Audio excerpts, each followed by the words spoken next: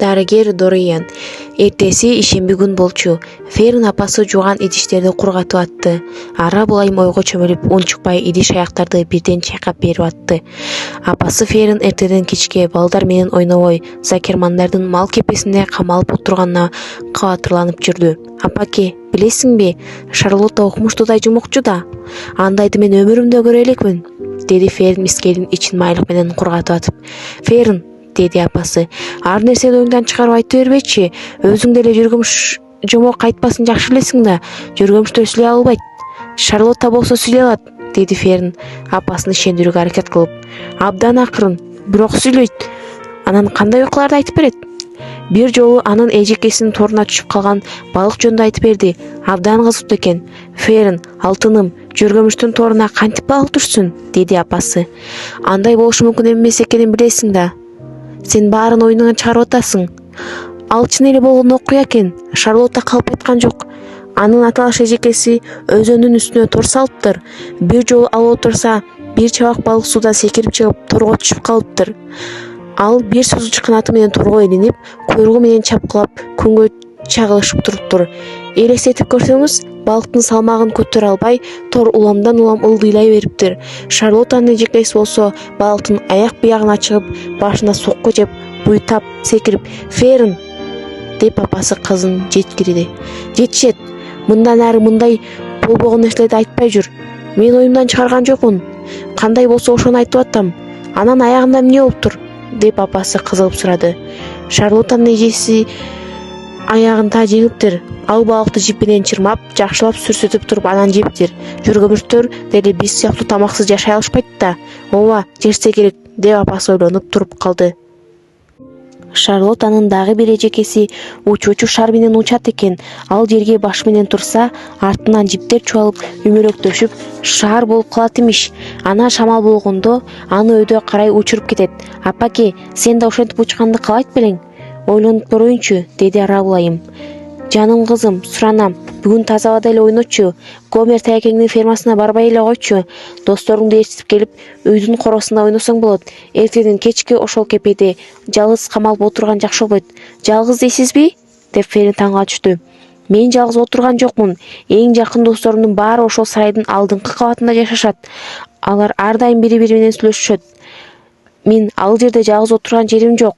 Бир малда Ферин сыртка чыкты да, Закермандардын фермасына кеткен жолго түшүп, караны көрүнбөй калды. Үйлөрүн шыпырып жатып, апасынын оюнан Фериндин айткандары кетпей койду. Ал эми чындап тынчсызданып, кичинекей кыздын жаныбарларга ушунчалык кызыкканы жөн жерден эмес деген ой башынан кетпей койду. Акыры Ара булайым дарыгер Дорианга барууну чечти. Ал машинага отуруп, коңшу айылдагы дарыгерге жолугууга жөнөдү. Дориан мырза сакалы кою киши болчу. Ал Ара булайымды жылуу тосуп алып, отургучка отургузуп, көйгөйүн угууга даярданды. Мен Ферин тууралуу сүйлөшөйүн деп келдим, деди Ара булайым. Ал убактысынын баарын Закермандардын малканасында өткөрчү болду. Мен ошого абдан тынчсызданып жүрөм. Ферин күнүгө чочко кананын жанында бурчка отургуч коюп алып, малды карап отура берет. Эртеден кечке тажабай жөн эле тыңшап отурат. Дарыгер артты көрдөй чалкалап көзүн жумду. Абдан жакшы, деди дарыгер Дориан. Ал жер тынч, кызыктуу болсо керек. Гомердин койлору бар экенин билем. Бардыгы Ферин өзү бөтөлкөдөн сүт берип баккан торопойдон башталды. Анын атын кызым өзү Уилбур деп койгон. Анан бир айдан кийин Гомер аны бизден сатып алган. Эми Ферин алардын фермасына дал ошол торопой үчүн барганды адат кылып алды. Ооба, ал торопой жөнүндө азын олак билем, деди дарыгер көзүн ачып. Элдин айтымында өзгөчө торопой дешет каны? Желеде жазылып калган сөздөр жөнүндө айтып атасызбы? Деди Ара булайым тынчык этип. Ооба, деди дарыгер. Сизге баары түшүнүктүү элеби? Эмнени айтып жатасыз? Желеге өзүнөн өзү эле сөз жазылып калган нерсениби? Албетте, түшүнүксүз, деди дарыгер. Мен үчүн жүргөмүш кантип эле желе тартары да түшүнүксүз. Желеде сөз жазылгандан бери элдин баары оодуу түшүп, сырдуу нерсеге сыяктуу кабыл алып жатышат. Желенин өзүнө көңүл болгон адам жок. Желенин эмнеси башкача экен? Деп Ара бул таңыркады. Эмнеге аны керебет деп жатканыңызды түшүнгөн жокмун. Кадимки эле желе го. Сиз ошондой тор токуп көрдүңүз беле, деди Дориан мырза. Жок, деп Ара булайым оңтойсуздана түштү. Бирок бет арчы байпак түйүп жүрөм. Албетте, аны айымдардын баары эле түйсө керек, деди дарыгер. Сизге сөзсүз токуганды бирөө үйрөттү да, туурабы? Апам үйрөткөн. Жөргөмүшкө ким үйрөттү дейсиз? Жөргөмүштүн баласы өз алдынча эч кимдин жетигисиз эле жер эл тарта баштайт. Бул кермет эме эмне? Мүмкүн, деди Арабыл айым. Ал тууралуу оюма да келбептир. Бирок желеге саймалган тамгалардын кантип пайда болгонуна дагы деле акылым жетпей турат. Түшүнбөгөн нерсемди жактырбаган адатым бар. Туура, деди дарыгер үшкүрүп. Доктор болсом эле элдер менден баарын билишим керек деп ойлошот. Мен деле көп нерсени түшүнбөйм. Түшүнбөгөн нерсемди сурап, менин тымчымды алгандарды жаман көрөм. Арабыл айым оңтойсуздана түштү. Фериндин айтымында жаныбарлар бири-бири менен сүйлөшөт имиш. Сиз ошого ишенет белеңиз? Буга чейин жаныбарлар сүйлөшүп жатканда үстүнөн чыккан эмесмин. Балким бир жаныбар өтүп кетүүнү суранганда укпай калып же маани бербей койгон чыгармын. Балдар чоңдорго караганда ал да канча сезимтал келишет эмеспи? Ферин Закермандын малканасындагы жаныбарлар өз ара сүйлөшөт деп ишендирип айтып атса, ага толкунанып турам. Эгер адамдар азыраак сүйлөсө, тескерисинче жаныбарлар көп сүйлөмөк болуш керек. Кээде адамдар мааниси жок, ашыкча нерселерди көп сүйлөшөт эмеспи? Туурабы? Мен Феринди ойлоп алып тынчсызданып атам. Сиздин оюңузча өсүшүндө кемчилик жокпу? Баары жайындабы? Сыртынан эч кандай оорунун белгилери байкалбайбы? Ден соолугу чындап эле көрүнөт.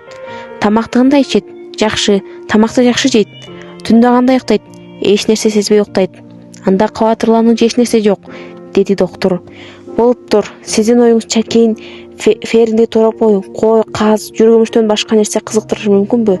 Азыр канча да? 8 жашта. Менимче анын жаныбарларга болгон сүйүүсү ушул бойдон калат. Бирок тайекесинин малканасында чоңойгондо деле отура берерин күмөнүм бар. Эркек балдар менен сүйлөшөбү? Достору барбы?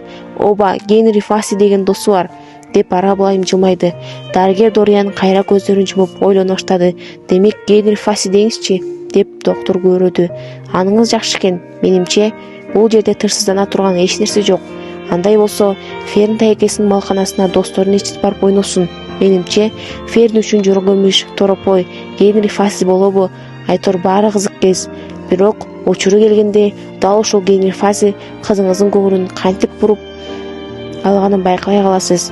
Балдар тез чоңоюп, жылда өзгөргөнү мыйзам ченемдүү нерсе. Эвери кандай? Деди доктор чочуган немедей. Эвериби? Деп Арабыл айым күлүп койду. Баары эле жакшы. Ал бир туруп улуу чырмокту кармап алат. Ары чаян чабып кетет. Бир туруп үйгө бакы жылаан көтөрүп келет. Колуна эмне тийсе сындырып бүлдүрөт. Бирок ага Феринге тырсыздагандай тырсызданган жокмун. Андай болсо жакшы, деди доктор. Арабыл айым дарыгер Дориан менен коштошуп, ыраазычылыгын билдирип сыртка чыкты. Көңүлү бир колотту өртөп, үйүн көздөй жайдары бет алды.